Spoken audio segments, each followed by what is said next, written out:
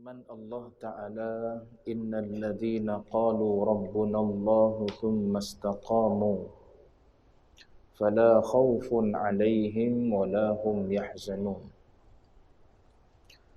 Artinya bahawasanya mereka yang berkata Tuhan kami Allah Ta'ala, artinya mengesahkan mereka itu akan Allah Ta'ala, kemudian melazimkan mereka itu akan taat, maka tiada ada ketakutan atas mereka itu dan tiada mereka itu duka cita. Tuan-tuan muslimin sedang jemaah yang dirahmati Allah sekalian, alhamdulillah, pertama dan selama-lamanya kita panjatkan setinggi puji syukur pada Allah Subhanahu wa Ta'ala. Dengan izinnya, taufik hidayah Allah Ta'ala jua, pada malam ini kita sambung lagi bacaan kitab Penawar Bagi Hati karangan Syekh Abdul Qadir Al-Mandili rahimahullahu ta'ala. Kita sedang berbicara berkenaan dengan sifat sabar dalam bab yang keempat daripada 10 bab, mewakili 10 sifat-sifat mahmudah. Jadi ini sifat mahmudah yang keempat, iaitu sifat sabar.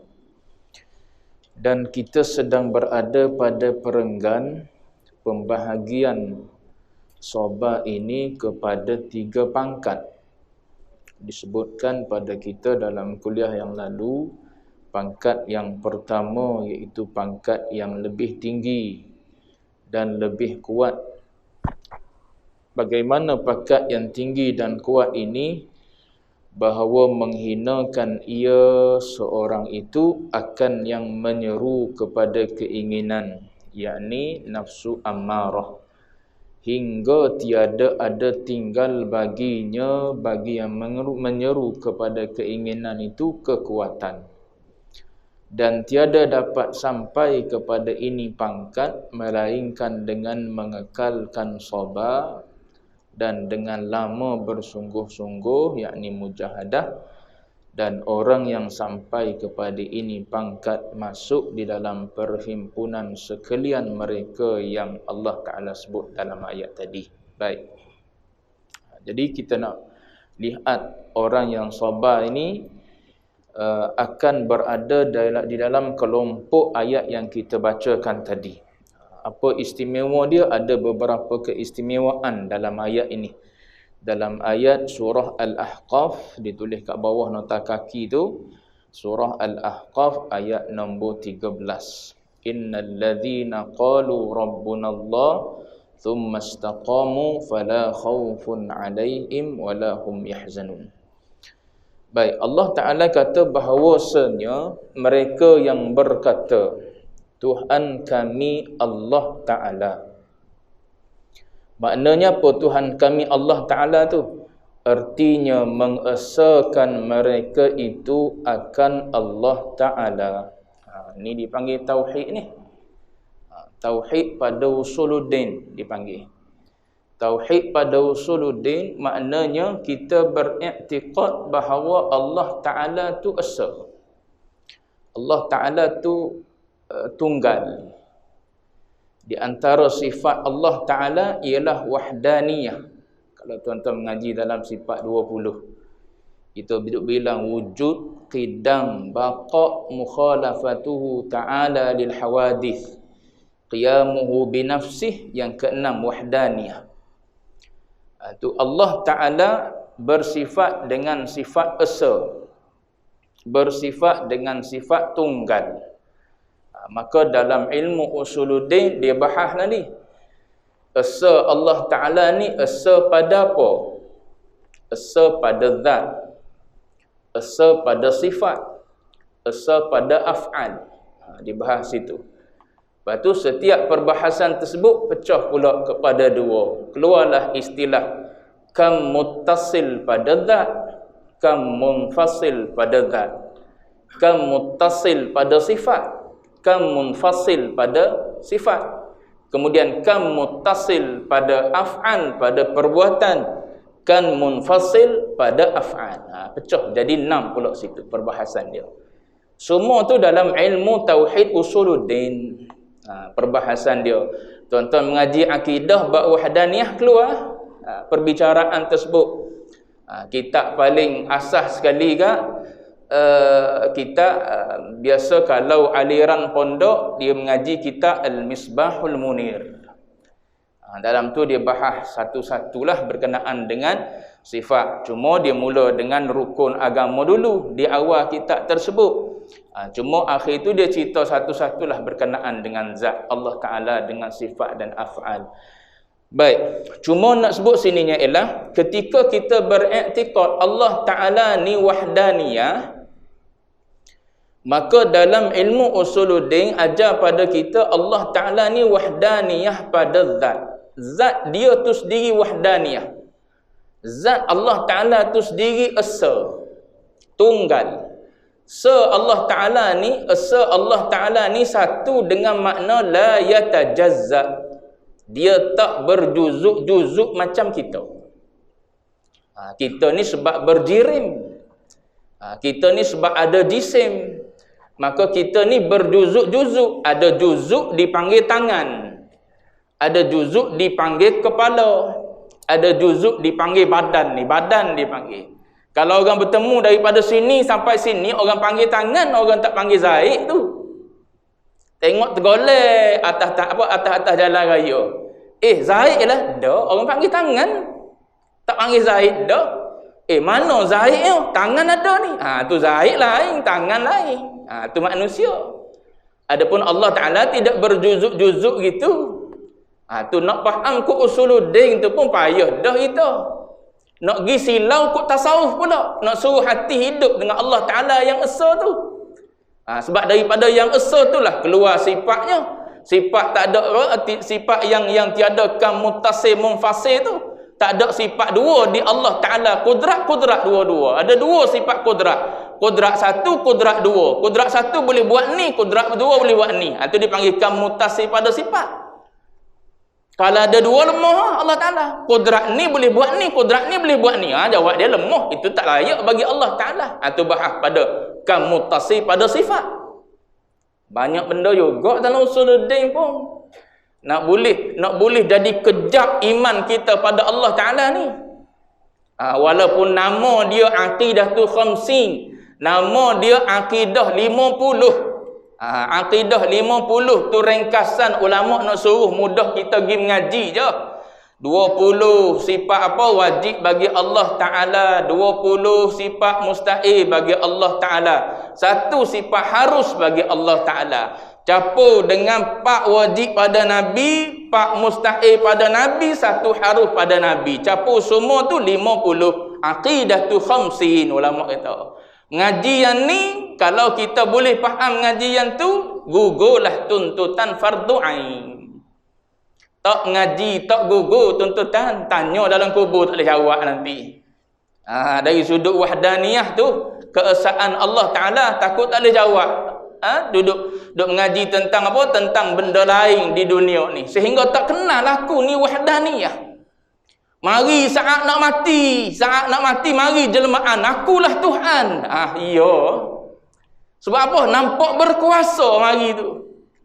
Nampak ada kudrat juga. Padahal duk mengaji dalam usuluddin tu kudrat Allah Ta'ala tu.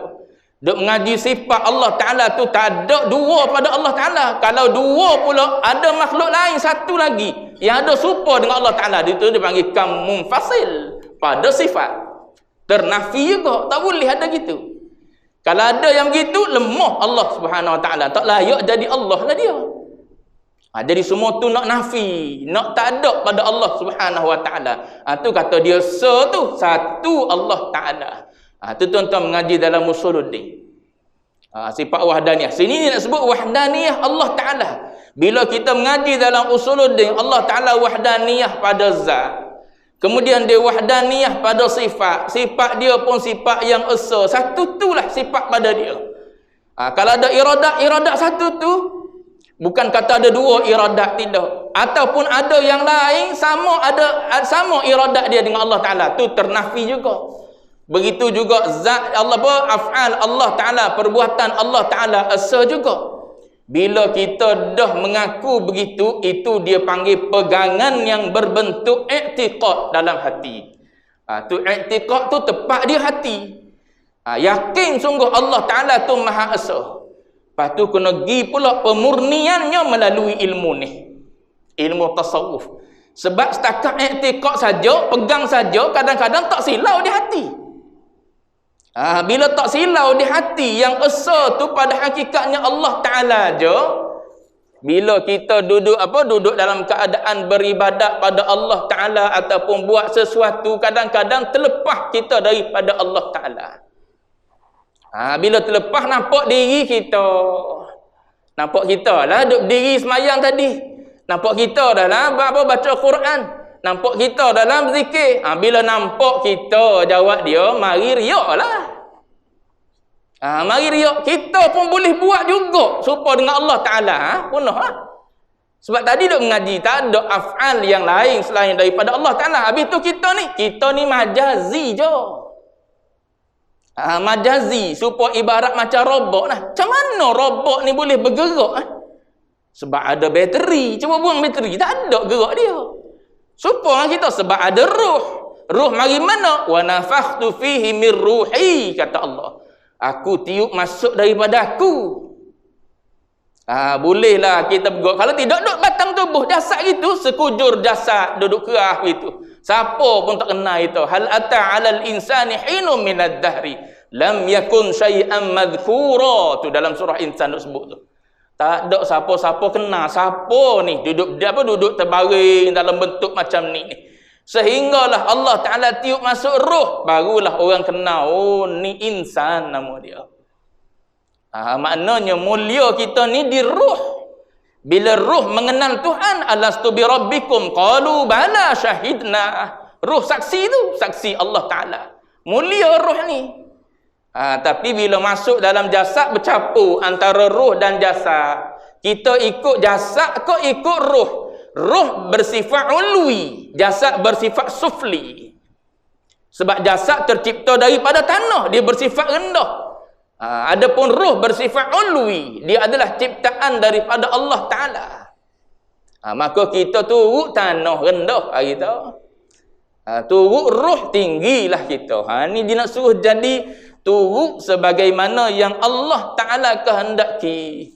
Tapi nak suruh silau dalam hati kita tu, percaya dah Allah Ta'ala esa. Perbuatan-perbuatan Allah lah, sifat-sifat Allah lah. Tapi nak suruh hati kita ni sentiasa nampak Tuhan, dan yang tu payah tu. Sebab tu dia kata perlu kepada mujahadah tu. Perlu kepada mujahadah, perlu kepada istiqamah, perlu kepada riyadah. Kena cari. Sebab tu dalam disiplin ulama tasawuf perlu kepada khalwah. Perlu kepada uzlah. Nak sebut uzlah boleh, nak sebut khalwah boleh. Tu yang Nabi berkhalwah sebelum diangkat menjadi Nabi dan Rasul. Khalwah kan dia. Khalwah di Gua Hira. Hubbiba ilayyal khala', Nabi kata. Aku jadi rasa suka duduk seorang diri. Tu. Dekat-dekat nak diangkat jadi Nabi dan Rasul. Dekat-dekat nak diangkat jadi Nabi dan Rasul tu, Nabi tinggal rumah tangga dia. Tinggal Khadijah, tinggal rumah dia. Nabi pergi duduk seorang diri dia dalam Gua Hira tu. Nabi kata didatangkan perasaan kasih. Mari mana perasaan kasih tu kalau tidak Allah Ta'ala bubuk? Sebab tu kata kena bergantung dengan Tuhan. Nak boleh sabar ni kena minta dengan Tuhan. Nak boleh cinta kena minta dengan Tuhan. Sebab Nabi pun sebut gitu. Hubbiba ilayya. Didatangkan rasa cinta dalam hati aku terhadap uzlah, khalwah. Siapa yang mendatangkan? Allah lah. Bukan kudrat kita. Bukan dengan ilmu yang kita mengaji. Habis butir kitab penawar bagi hati ni, tak ada pun 10 sifat mahmudah tu. Tak hilang pun 10 sifat mazmumah dalam hati kita. Baru kenal. Kenal rasa gini ni, rasa riak, rasa gini ni ujub, rasa gini ni takabur, rasa gini ni hubbul mal, rasa gini hubbul jah. Rasa gini ni kenal lah kita. Ni perangai ni. Tapi tak hilang-hilang pun. Habis dah baca kitab 100 muka surat. 100 muka surat lebih kurang ni. Kita ni 100 muka surat lebih kurang. Tak hilang juga. Iya, sebab kena bergantung dengan Tuhan. Nak pergi pada Allah, kena dengan Allah. Nak menuju Allah dengan Allah. Tu yang ulama duk nukil kata-kata Sayyidina Ali tu, araftu rabbi bi rabbi. Aku kenal Tuhan dengan Tuhan. Bukan aku kenal Tuhan dengan agamawan, dah. Bukan dengan kitab, bukan dengan ustaz, tapi aku kenal Tuhan dengan Tuhan. Tuhan yang perkenalkan diri dia, sebab tu aku kenal. Kalau dia tak perkenal, baca kitab 10 butir, 200 butir pun tak kenal Tuhan. Berapa banyak orientalis duk kaji tentang Islam tu, tapi ada yang memeluk Islam, ada yang tak memeluk Islam. Dia boleh hafal Quran, kadang-kadang orientalis boleh hafal Quran, tahu sebiji-sebiji ayat tu duk mana lebih alim daripada kita lagi dari sudut tahunya. Tapi bila Allah Ta'ala tak kehendaki hidayah, tak boleh hidayah. Macam saya sebut contoh, orang-orang yang rapat dengan Rasulullah lah, sebaik-baik speaker lah tu Rasulullah tu. Sebaik-baik orang yang bertutur, bahasa yang paling cantik sekali keluar di lisan Nabi tu. Tapi kenapa Abu Jahal tak memeluk Islam? Dalam keadaan dia duk kenal Muhammad ni daripada kecil ni, seorang budak yang sangat-sangat amanah. Serah pada dia lah. Urusan nak letak Hajarul Aswad tu serah pada dia. Padahal Muhammad muda lagi pada masa tu. Yang tua-tua pergi ke mana? Tak ada idea kau nak buat. Serah pada Muhammad lah. Serah pada Muhammad. Sebab apa? Percaya memang Muhammad ni tak ada lah orang paling baik. Daripada kecil lagi baik dah. Masuk usia Nabi berdakwah tak terima. Aku bukan tak percaya apa yang Muhammad beritahu, sebab Muhammad ni memang orang yang siddiq. Orang yang sangat-sangat benar dalam bercakap. Habis tu kenapa tak terima? Sebab aku sombong ya. Sebab sombong, sebab taufik Allah Ta'ala tak ada. Allah Ta'ala aja yang memberi taufiknya. Sebab tu Allah Ta'ala sebut, innaka la tahdi man ahbabt. Kau tak boleh bagi hidayah pada orang yang kekasih. Kita kasih pada siapa? Kasih pada anak kita, nak suruh jadi macam kita lah. Kalau boleh nak suruh melazimi masjid macam kita jugalah. Sebab apa? Kita duk mari masjid ni. Naklah anak kita boleh jadi macam kita juga mari masjid. Innaka la tahdi man ahbabt. Walakinnallaha yahdi man yasha. Yang bagi hidayah tu Tuhan. Habis tu kita duk bagi tahu tu, itu irsyad je. Irsyad ni asbab kepada Tuhan nak bagi ke dak ya. Kalau dia kata dengan sebab irsyad yang kamu nak bagi, tunjuk ajar nasihat kau bagi itu, maka aku pun nak bagilah hidayah taufik dia. Alhamdulillah. Tapi kalau duduk dengan apa? Ayah tok guru sekalipun, Allah Ta'ala tak nak anak jadi soleh, tak soleh.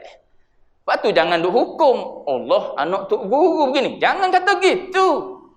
Bukan kerja ayah dia bagi hidayah tu.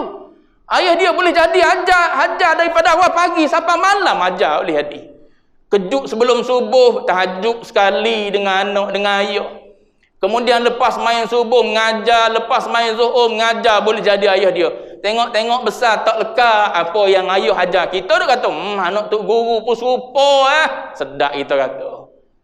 Hidayah bukan milik seseorang, itu milik Allah yang bernama Al-Hadi. Tu nak suruh hati nampak situ.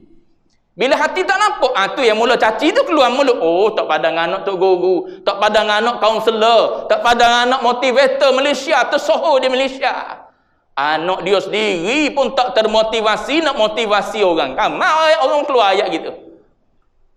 Tu sebab hati tak silau pada Tuhan tu, tak nampak di Tuhan. Nampak pada zahir orang ni sebenarnya dia boleh didik anak dia. Bukan dia didik, dia hanya asbab yang Allah Ta'ala jadi je. Dia dah ambil segala asbab pun, tapi kalau Tuhan kata tak jadi, tak jadi. Sebab perbuatan manusia tak ada bekas ngaji dalam Usuluddin kan. Mana boleh memberi kesan dan bekas apa-apa perbuatan manusia. Cuma kita disuruh berusaha dan berikhtiar. Beri bekas tak beri bekas tu kerja Allah Ta'ala. Kalau Allah Ta'ala kata jadi dengan apa yang kita buat tersebut, jadi. Berbetulan dengan kehendak Allah Ta'ala. Sebab tu ya Quran kata, wa ma tasyauna illa an yasha Allah. Kehendak mereka tu mesti bersatu dengan kehendak Allah Ta'ala. Allah Ta'ala nak jadi supaya mereka nak tu. Tapi kalau mereka nak 1000 kali pun Allah Ta'ala tak nak gitu, tak jadi. Tu dia panggil tauhid tasawuf. Nak suruh sila di hati tu bukan senang pula kerja dia. Perlu pada khalwah. Khalwah itulah Nabi duduk dalam keadaan berkhalwah itulah sehingga nampak Allah. Tu yang saat Nabi duduk dengan apa? Dengan Abu Bakar As-Siddiq radhiyallahu anhu dalam gua Hira, dalam gua Sur. Ketika Nabi keluar berhijrah, saat tu Abu Bakar kan gelisah. Gelisah jiwa Abu Bakar. Sebab tahu dah tempat ni kalau orang tunduk tengok je nampak lalu dah. Bukan jauh ke dalam pun Nabi duduk dengan Abu Bakar As-Siddiq. Lalu Nabi menenangkan Abu Bakar As-Siddiq radhiyallahu anhu. Nabi mengatakan, ma dhannuka bithnain, adakah kamu menyangka kita ni berdua? Apa perkataan Nabi sebut? Allahu thalithuhuma. Tengok Nabi. Nabi sebut Allah. Allah masuk dalam hati. Hilang gelisah. Sebab apa? Sebab bukan manusia tu sendiri. Bukan zat manusia tu sendiri boleh memudaratkan.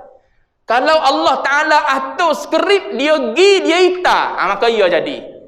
Tapi dia semua tu duduk dalam tadbir Allah Ta'ala. Nabi serah pada Allah Ta'ala, masa tu tawakal. Sebagaimana tawakalnya mayat kepada pemandi mayat. Mana ada dia berkata apa-apa dah, orang yang meninggal ni. Tak ada dah, dia serah pada orang mandi dia. Mau pandai-pandai lah mandi, serah diri gitu lah. Tu tawakal hakiki gitu.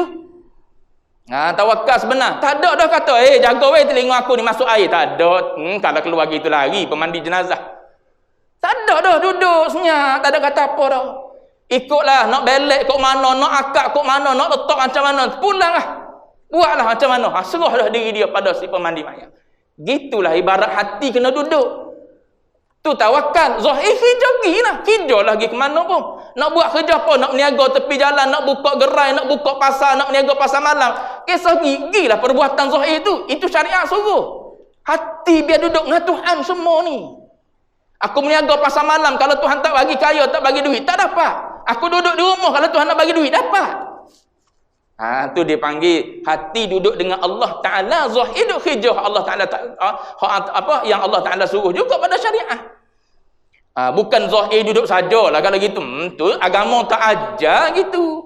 Agama sebut kan wa qul i'malu fasayarallahu 'amalakum. Bagi tahu Muhammad pada mereka, buat kerja, jangan duduk saja. Siapa suruh duduk saja? Tak ada agama suruh duduk saja.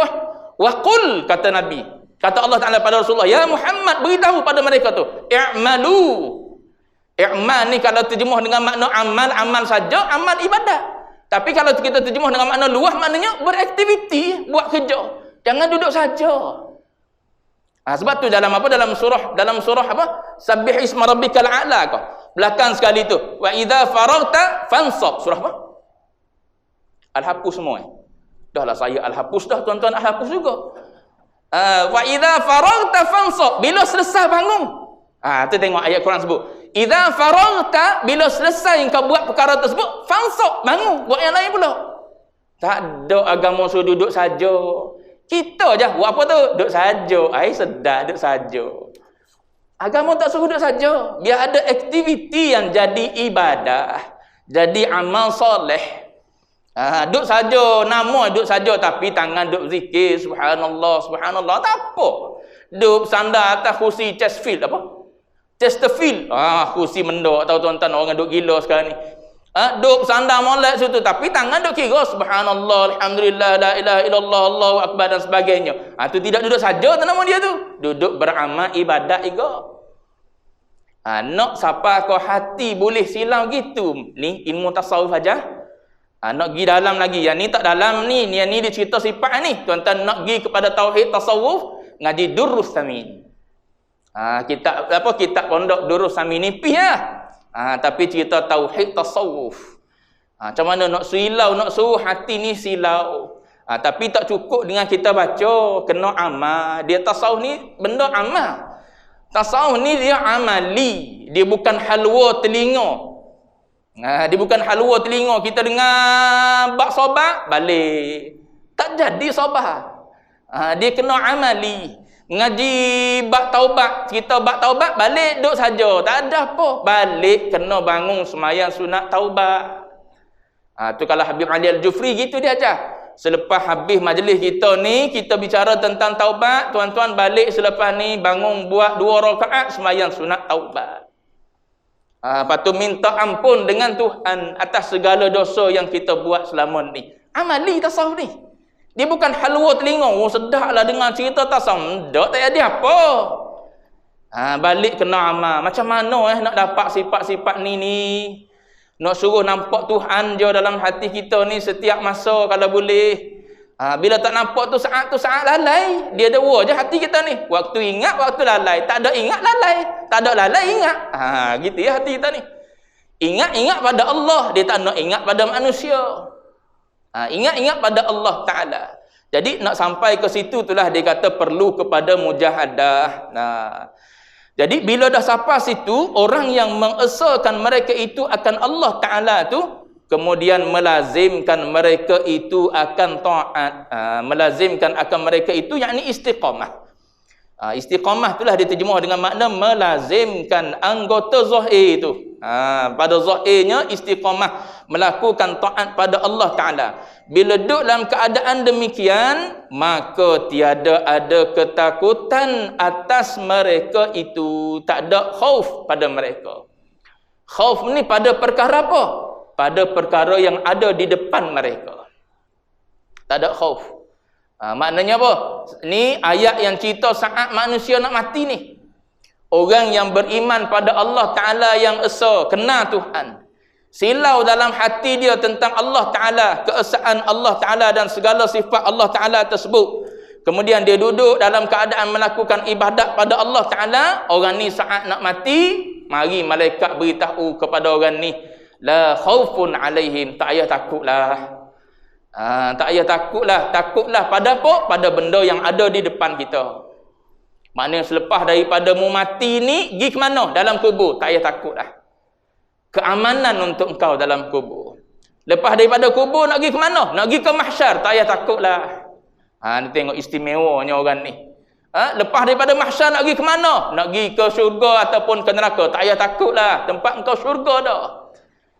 Tu yang sedap orang yang apa? Orang yang istiqamah, duduk atas iman, kemudian beramal ibadat pada Allah Ta'ala ni, dia tak ada rasa takut apa dah nak mati. Nak mati.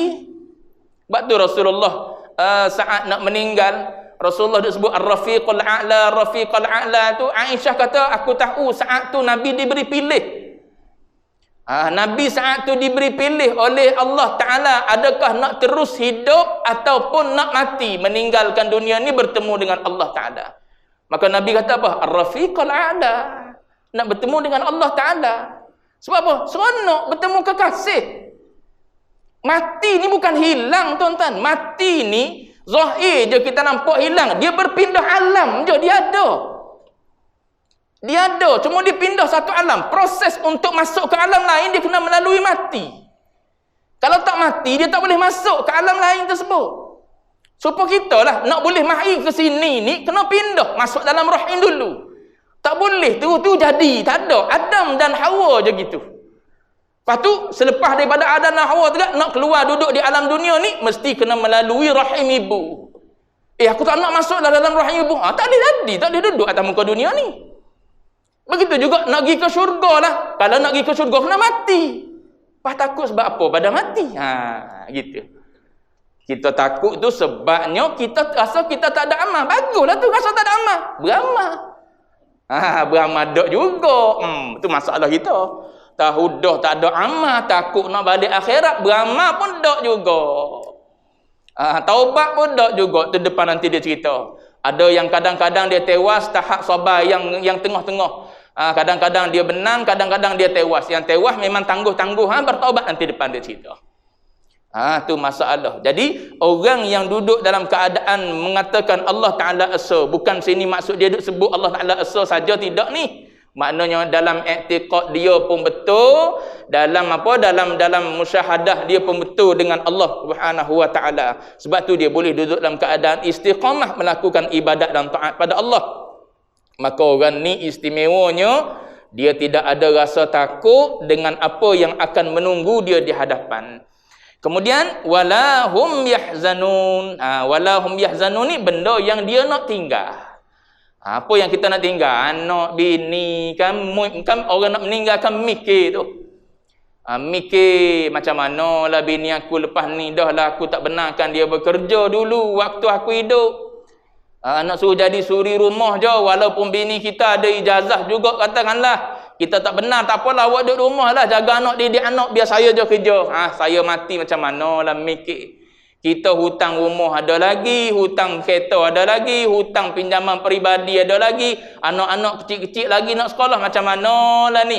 Ni dia panggil benda yang menyedihkan kita. Orang yang istimewa ni lahum yahzanun. Dia tak ada sedih. Sebab apa? Dia tahu dah akan ada yang jaga. Siapa? Allah Ta'ala hayyun la yamut.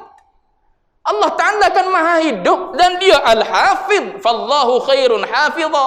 Itu yang ada dalam apa? Dalam Hizib Bahar tu. Hizib Bahar ni salah satu daripada amalan yang disusun oleh Al-Imam Syadzili rahimahullahu ta'ala. Antara yang ada dalam amalan tersebut ialah Fallahu khairun hafidha wa huwa arhamur rahimin. Nak suruh silau dalam hati kita tiap-tiap masa Tuhan sebenarnya hakikat penjaganya.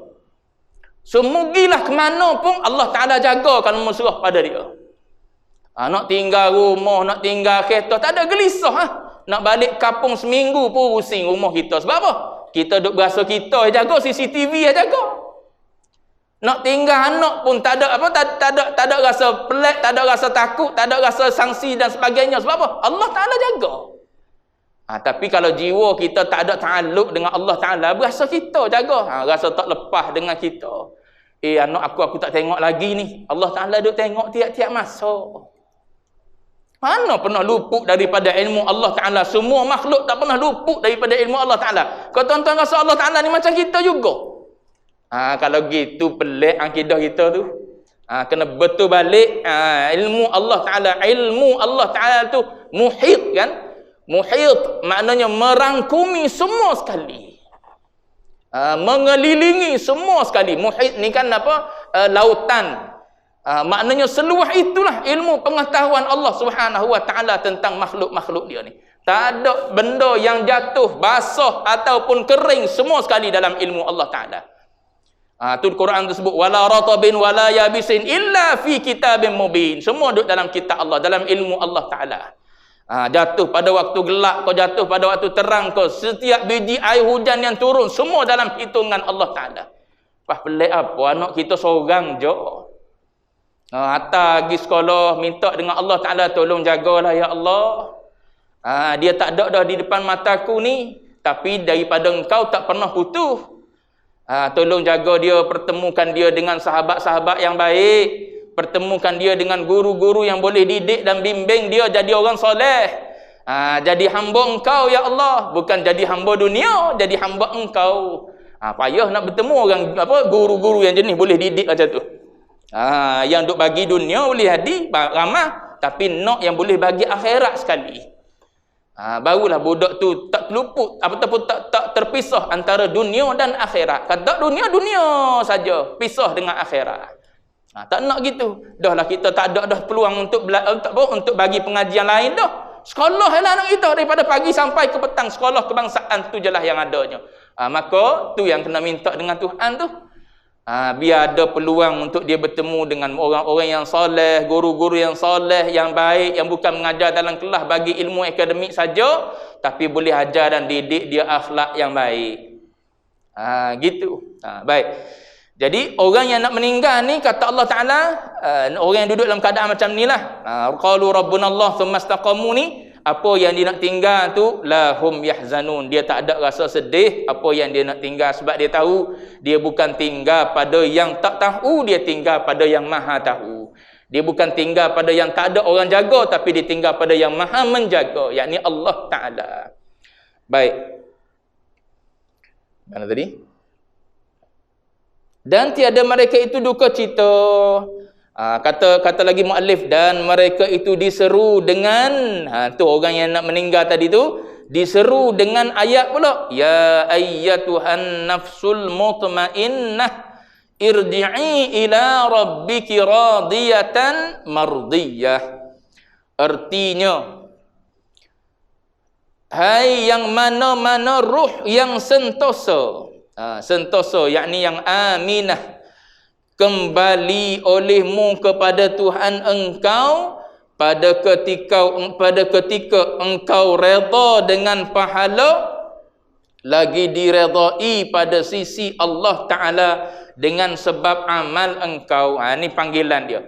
Ini di antara ayat yang ulama sebut ketika kematian Abdullah bin Abbas. Kedengaran ayat ni sayup-sayup dibaca, ya ayyatuhan nafsul mutmainnah. Tak tahu siapa baca. Tapi ayat tu duk dengar, ya ayyatuhan nafsul mutmainnah. Tu di antara karamah lah. Karamah para sahabat. Baik. Jadi ayat ni dia panggil ya ayyatuhan nafsul mutmainnah, wahai jiwa yang tenang, kita terjemah. Wahai yang ruh, mana-mana ruh yang sentosa, yang tenang. Allah Ta'ala kata irji'i. Sini isyarat kita mari daripada sana. Kalau kita mari daripada sini, Allah Ta'ala tak akan guna irji'i. Allah Ta'ala guna idhabi, pergilah. Tapi sebab maksud kita ni mari daripada dia, sebab tu dia suruh balik semula. Supaya kita lah duduk di Kuala Lumpur, tidak asal Kuala Lumpur, mak tanya bila nak pulangnya, bila nak baliknya. Tapi kalau kita ni memang kita asal sini, nak pergi ke tempat lain, bila nak pergi? Kan lain tu ayat tu. Bila nak pergi ke Kuala Lumpur, bila nak pergi ke Kelantannya, sebab kita memang asal sini, nak pergi ke Kelantan. Tapi kalau kita orang Kelantan mari duduk di Kuala Lumpur, bila nak minta balik, bila nak minta tukar, bila nak minta pindah, tu maknanya kita tidak orang Kuala Lumpur. Kita orang negeri lain. Gitulah ibaratnya. Dunia ni tidak negeri kita. Sini dijadikan oleh Allah Ta'ala. Sengaja Allah Ta'ala buat nak suruh jadi tempat kita kenal dia. Itu sebab disebut liya'budun. Untuk mengenal Allah Ta'ala sehingga kita jadi hamba dia. Tak kenal tak boleh jadi hamba. Tak kenal siapa-siapa mana boleh jadi hamba kita. Sebab tu kena kenal dulu. Awaluddin ma'rifatullah tu. Suruh kenal, mengaji ke usuluddin untuk kenal Allah Ta'ala ni macam mana Tuhan yang kita nak sembah ni, kita nak beribadat ni. Ulama pun hurai wujudnya, qidamnya, macam-macam lah sifat yang ada tersebut. Baik, kemudian dia kata kembalilah olehmu kepada Tuhan engkau pada ketika engkau redha. Pergi tengok pahala, banyaknya pahala Allah Ta'ala bagi, kita pun puas hati. Kita puas hati dengan Allah Ta'ala, Allah Ta'ala puas hati dengan kita. Ibarat contoh babak yang bagi kita tahu, ialah supaya suami isteri. Bini redha pada suami, suami redha pada isteri. Hidup rumah tangga aman damai. Tapi kalau tok lelaki tak puas hati dengan bini, bini tak puas hati dengan tok lelaki, kat jawab dia duk bergaduh tiap-tiap masa. Tu yang keluar, hak aku. Bini kata, hak aku mana? Bila pakak-pakak duk bentang hak agak sudah. Bergaduh rumah tangga. Bini kata hak aku mu tak buat pun. Mu tak bagi nafkah pun pada aku. Tu nampak. Bila bini tuntut hak dia. Bila suami pula tuntut hak dia. Payah juga. Lepas tu bila sama-sama memberi, tu cinta nama dia. Cinta ni memberi. Kita beri, dia beri. Sebab perangai Allah Ta'ala yang cinta pada hamba, dia bagi lah. Mana ada dia ambil, dia bagi semua. Dia bagi. Nak apa, dia bagi. Nak sihat, dia bagi sihat. Nak apa, nak kaya, dia bagi kaya. Dia bagi. Nak makan, dia bagi makan. Nak apa pun dia bagi. Semua Allah Ta'ala bagi. Kita je nampak baik tak baik. Kita je nampak baik tak baik. Tapi kalau tengok pada orang yang tinggi, semua baik. Tonton tengok kisah Nabi Allah Yusuf AS. Saat dia dipertemukan oleh Allah Ta'ala dengan ayahanda dia semula. Setelah beberapa tahun dia mengembara daripada kecil lagi. Dibuang dalam perigi. Kemudian diambil, dikutip oleh orang, dibawa ke istana bekerja sebagai apa? Sebagai pekerja. Kemudian dipenjara disebabkan oleh fitnah semua sekali. Akhirnya dia jadi pemerintah Mesir. Dipertemu dengan adik-beradik dia. Balik semula bertemu dengan ayah dia. Apa dia kata? Laqad ahsana bi. Laqad akhrajani minas sijni. Laqad ahsana bi. Perkataan yang diguna ahsana. Allah Ta'ala telah berlaku baik dengan aku. Nampak? Walaupun kita tengok, baik kok mana? Kena bubuh dalam perigi buta. Dibuang oleh adik-beradik dia. Buh dalam perigi buta, tak ada siapa-siapa pergi kutip. Mari orang yang mengembara lalu ke kawasan tersebut, tengok ada orang, ambil bawa balik pergi ke tempat dia. Tak kenal siapa-siapa. Tuan-tuan bayang budak kecil gitu. Bayang anak itu kecil-kecil itu. Pergi ke tempat tu jadi kuli orang pula. Masuk ke istana jadi kuli situ pula. Lepas tu bila dah berlaku fitnah, di penjara pula. Memang dia minta pun nak masuk penjara. Tapi bila semua tu berlaku, apa perkataan disebut? Laqad ahsana bi. Tuhan dah berlaku baik dengan aku. Tu kata orang tinggi tak nampak buruk. Sebab nisbah perbuatan sebenar, perbuatan Allah. Zahir je perbuatan hamba. Zahir perbuatan kita. Adakah kita independen daripada Allah Ta'ala? Tidak. Sebut dah itu. Semua tu atas izin daripada Allah Ta'ala. Cuma syariat ajar pada kita, dunia ni ada khair, ada syar. Tu pada syariat. Syariat ajar pada kita khair, syar. Ni jahat, ni buruk. Sebab apa? Supaya kita boleh lari daripada jahat, pergi kepada baik. Bukan nak suruh kita pergi buat jahat dah. Tapi kalau terjatuh pada jahat, adakah kita terjatuh dengan kita sendiri? Ataupun Allah Ta'ala yang takdirkan kita jatuh? Allah Ta'ala lah yang takdirkan kita jatuh. Tapi dari sudut adab kita dengan Allah Ta'ala, boleh tak kita salahkan Allah Ta'ala? Tak boleh. Zalim tak Allah Ta'ala buat gitu? Tak zalim. Sebab apa? Dia sedang berurusan dengan benda dia, bukan dengan benda orang lain. Tu payah lah kata nak faham tu, pening lah kata. Sebab tu kena faham betul-betul. Saat gitu tuan-tuan kata, mengajar ajaran apa pula ni ustaz ni. Tak ada ikhtiar kita. Dak, ikhtiar kita dalam kehendak Tuhan. Ikhtiar kita masih dalam kehendak Tuhan. Kita berikhtiar, ada bekas dak ikhtiar kita? Kalau Tuhan tak berkehendak, ikhtiar kita masih dalam kehendak Tuhan. Kita boleh berikhtiar tu dalam kehendak Tuhan juga. Sebab tu bagi orang yang hatinya silau pada Allah Subhanahu wa Ta'ala, tak ada lah. Semuanya menyaksikan Allah Ta'ala. Berlakulah apa pun dia menyaksikan Allah aja. Semua itu adalah Allah.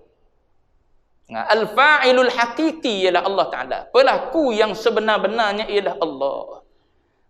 Gitu. Lepas tu syariat jangan tinggal. Tasawuf tak suruh tinggal syariat. Orang datang apa? Orang ambil selipar kita katakanlah. Keluar daripada masjid, tengok selipar kita tak ada. Khair ke syar tu? Syar lah, buruk tu. Ada orang yang mencuri, perbuatan tersebut buruk. Pada syariat, perbuatan tersebut buruk lah. Apa tu? Kalau kita tengok pada perbuatan hakikinya Allah Ta'ala lah yang mengizinkan, pasti ada baik dia. Akal pada masa tu boleh jadi tak sempat nak jangka dah. Tapi boleh jadi ada benda lain lagi Allah Ta'ala nak bagi pada kita.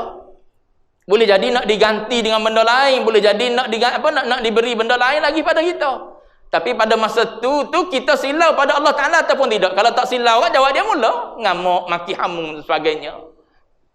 Sebab benda tu benda buruk. Adakah agama benarkan kita untuk caci maki? Adakah agama benar? Agama tak benar. Tapi kalau nak bertindak juga, apa saluran yang agama bagi? Pergi lah buat laporan polis. Pergi lah tengok CCTV. Gilah cari pusing surau ni, cari. Bertemu dengan orang tersebut. Boleh tak kita nak pukul? Agama benar tak kita pukul? Agama benar tak kita tumbuk dia, kita cederakan dia? Agama benar ke tak? Tu kalau duduk hati nampak syariat, tak ada masalah. Dia tak akan lari daripada syariat. Tapi sebab tak nampak, tu yang kata menang nafsu ammarah bisu tu. Menang nafsu ammarah bisu, mulalah kita bertindak ikut sesuka hati kita. Tak nampaklah Tuhan lah yang mengizinkan orang ni ambil selipar kita tadi. Kalau sempat nampak, kita sempat berfikir. Dia panggil. Sebab tu as-sabru fis sadmati ula, Nabi sebut. Sabar ni pada pertama kali kita berhadapan dengan dia. Tu sabar sebenar. Kita sempat mikir. Sempat ikat benda yang nak keluar daripada diri kita yang luar daripada batas agama. Sebab kita sempat nampak Tuhan, tapi bila tak sempat nampak Tuhan, nampak iblis. Bila nampak iblis kita mulalah mata jadi merah, suara jadi tinggi, tangan pun mula rasa ringan, kaki pun mula rasa ringan. Tak kira siapa lah tu. Lebih lemah daripada kita, lagilah kita tinggi. Tak nampaklah kita hamba juga. Dia pun hamba juga. Dia sedang menterjemahkan kehendak Allah Ta'ala pada diri dia. Kita sedang menterjemahkan kehendak Allah Ta'ala pada diri kita. Semua skrip Tuhan. Supaya semua nak nampak tu. Sebab tu kata melalui khalwah baru nampak Tuhan. Kena duduk menyendiri. Sebab tu dijadikan malam waktu untuk berkhalwah dengan Tuhan. Nak suruh nampak Tuhan tu lah. Tapi dah kita tinggal khalwah. Tak ada khalwah kita waktu malam. Tidur je sepanjang malam. Bila nak khalwah dengan manusia ya gitu. Dah khalwah dengan Tuhan. Di waktu malam sepertiga malam tu waktu orang-orang saleh berkhalwah. Wa fil ashari hum yastaghfirun, dalam Quran sebut tu. Pada waktu sahur itulah orang-orang yang soleh ni duduk beristighfar, berkhalwat dengan Allah Ta'ala. Kita tak ada masa tu. Sebab tu masa tu pun kita, jiwa kita orang awam yang kotor ni, saat duduk situ tu pun duduk nampak kita lagi. Ada orang yang lebih jahat daripada tu lagi. Siapa mati dia pun dia nak bangga dah. Nanti aku mati, nanti mesti hari Jumaat. Mesti aku mati nanti berpeluh, bertanda-tanda soleh di wajahku. Tak mati lagi tu nak menunjuk dah. Sebab duk bahasa apa? Duk bahasa kita orang soleh. Siapa ke tahap mati pun nak tunjuk pada orang. Yang tak mati tu sementara lah tuan-tuan, duk up situ, up sini dan sebagainya tu. Mati pun nak tunjuk pada orang juga. Nanti aku mati, mu tengok aku mati hari Jumaat. Tak kata pada orang, dalam diri duk bahasa aku mesti mati hari Jumaat. Dia rasa mesti aku mati, mesti ada tanda-tanda soleh, berpeluh, air mata keluar dan sebagainya lah. Tu menunjuk dah saat belum mati lagi. Tu perangai jahat itu. Padahal semua tu adalah ketentuan daripada Allah. Orang yang duduk dalam keadaan tengok ketentuan Tuhan, dia berasa dia tak layak, dia berasa dia takut duduk dalam keadaan takut. Sebab apa? Takut tak jadi sebagaimana yang kita nak. Sebab bukan kita nak. Sebab bukan kita yang nak, kita jadikan. Kita nak kalau berbetul dengan Allah Ta'ala nak. Jadi. Kalau Allah Ta'ala tak nak, tak jadi. Sebab tu hidup dalam keadaan minta Allah makhtim lana bihusnil khatimah. Walaupun dia soleh macam mana pun. Dia minta gitu. Sebab ada hadis sebut kan, orang yang duduk dalam amal soleh, saat nak meninggal, Allah Ta'ala tukar. Mati dia dalam keadaan kafir, masuk neraka. Ada orang yang duduk dalam keadaan kufur, sampai ke hujung, Allah Ta'ala tukar dia. Mati dalam keadaan iman, masuk syurga. Tu nak suruh manusia duduk bergantung dengan Tuhan. Bukan nak kata, zalim. Gitu Allah Ta'ala. Tak zalim Tuhan. Sebab saya sebut tadi, dia mengurus benda yang dalam kuasa dia belaka. Hak dia belaka. Kita tak boleh kata zalim. Macam saya sebut contoh lah. Orang ada tanah. Seorang ada tanah. B ada tanah. A ada tanah. A buat tanah, dia tanam macam-macam. Pokok durian itu, ini dan sebagainya dia tanam. B ada tanah, tapi dia biar tumbuh lalang dan sebagainya. Zalim ke B? Tak zalim, kau dia, ikut dia. Dah aku suka tanah aku ada lalang, nak macam mana? Aku suka tidur dalam lalang, nak macam mana? Ikut aku, tanah aku. Iya betul dia cakap. Kita rasa zalim betul dia tu, ada tanah, tak guna tanah. Zalim apa? Tanah dia, supaya Allah Ta'ala gitu, ibarat dia. Ibarat nak suruh kita mudah faham. Ikut Allah Ta'ala lah nak buat macam mana pada makhluk dia. Nak jadikan yang ni kafir, nak jadikan yang ni mukmin, nak jadikan yang ni macam mana. Cuma adakah kita tahu apa yang akan berlaku pada kita? Tak tahu. Sebab tu kita kena duduk dalam keadaan beringat tiap-tiap masa. Beringat pada iman, beringat pada amal ibadat. Sebab apa? Takut bertukar. Sebab tu dia doa, ya muqallibal qulub, tsabbit qalbi tu. Kau berasa kita ni akan mati dalam iman dah gitu. Gitu kita berasa kita tentu dah Allah Ta'ala belaka. Tu tasawuf, tauhid tasawuf ajar pada kita. Nak suruh sampai situ. Tapi hati kita payah nak sampai situ kalau kita tak melalui jalan-jalan mujahadah, jalan riyadah, jalan khalwah. Baik. Jadi orang-orang yang meninggal ni Allah Ta'ala panggil. Sebab apa? Allah Ta'ala redha pada dia, dan dia bila tengok pahala yang Allah Ta'ala bagi, Masya Allah banyaknya, dia pun redha pada Allah Ta'ala. Puas hati dengan Allah Ta'ala. Allah Ta'ala puas hati jadi hamba. Dia jadi hamba kepada Allah Ta'ala. Baik. Habis dulu situ. Adapun ini seru adalah ia pada ketika mati. Adapun pada hari kiamat, maka diserukan fadkhuli fi ibadi wadkhuli jannati. Artinya maka, tambah maka. Sebab ada fa. Maka masuk olehmu ke dalam tubuh. Ke dalam tubuh tu, bukan taubat tu, ke dalam tubuh hamba-Ku, dan masuk olehmu ke dalam syurga-Ku. Itu di akhirat nanti Allah Ta'ala panggil. Masuk daripada kalangan hamba-Ku. Tengok Allah Ta'ala sandar kalimah hamba tu pada diri dia yang maha mulia. Layaknya kita jadi hamba dia sebab apa? Sebab duduk dalam keadaan kenal dia, buat taat pada Allah Ta'ala. Baik, habis dulu situ. Dan yang kedua, ni pangkat yang kedua lebih rendah. Digi yang rendah dulu, lepas tu dia ambil yang sederhana. Wallahu a'lam wa ilmuhul atam. Lebih banyak dah, tuan-tuan tak bagi tahu ingat subuh dah. Wallahu a'lam wa ilmuhul atam.